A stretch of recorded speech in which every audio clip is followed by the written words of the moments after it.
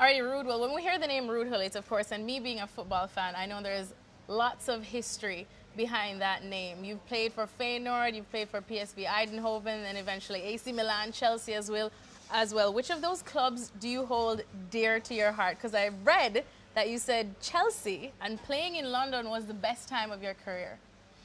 Of course, you know, if you look at your whole career, Milan, of course, has, you know, because you have more, you won everything there, you learned everything. It was hard work. Chelsea was more fun. It was the fact that I could express myself there with all the experience I had.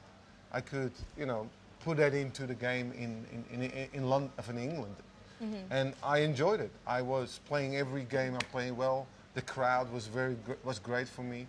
The life I had in Chelsea was great, because in Italy I was like an idol. Everywhere I was, like screaming. Pandemonium. Yes, you know, and you know, in the beginning that is fun, but there's a moment that you want your life back. And after 8 years, you know, being grateful also for the Italians and everything, I wanted to also have a little bit more privacy and, you know, try to get my life back. So that's why when I went to London, I had a feeling that I could, you know, the feeling just walking over at the streets, just sitting on a terrace. That's for you is normal, but for me, I had done that for 8 years. So it was for me an exceptional feeling. And of course, Milan was very important, but that moment private, that was the best time of my life, private.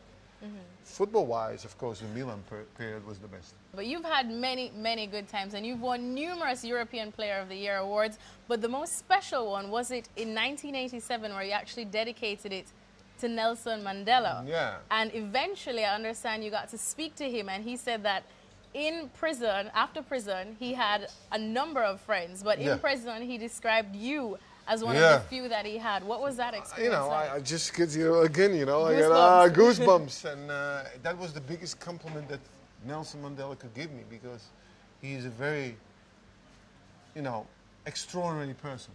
I think he is charismatic. He's unbelievable. I don't know a person in the world who has that, you know, that thing around him, that charisma around him. And he also awarded it. I'm now knighted by the South African government. So really? I'm a knight. Royalty there, almost. Of a, how you say it? A commander. A commander. And so I was very pleased with that. Also, what was impressive was later on I went to Robben Island, and there were some fellow prisoners also of him talking to us. And he said, yeah, when we heard in prison that you dedicated it, the whole prison block were shouting, you know, screaming of joy. So I was like, oh my God. And look, again. Goosebumps again. Yeah, it's like, he cannot understand. If 25 years in prison or something like that, you cannot understand. That was in that moment my life almost. He was in prison. So, and they said, yeah, we were afraid that maybe they would take away your prize. So they were still in that system of apartheid that, you know, you couldn't do that as a black person. And I said, no, you know, in Holland and things like that was different. But it was quite a stir in Italy, because in Italy nobody had heard of Nelson Mandela. While in Holland, we were doing a lot for the ANC, a lot against apartheid, supporting them. We had a lot of festivals also, reggae music and all these kind of things. So therefore, it was more known in Holland than it was in Italy. So in Italy, all of a sudden, they said, Nelson Mandela. And then they said, oh my God, a football player talks about politics.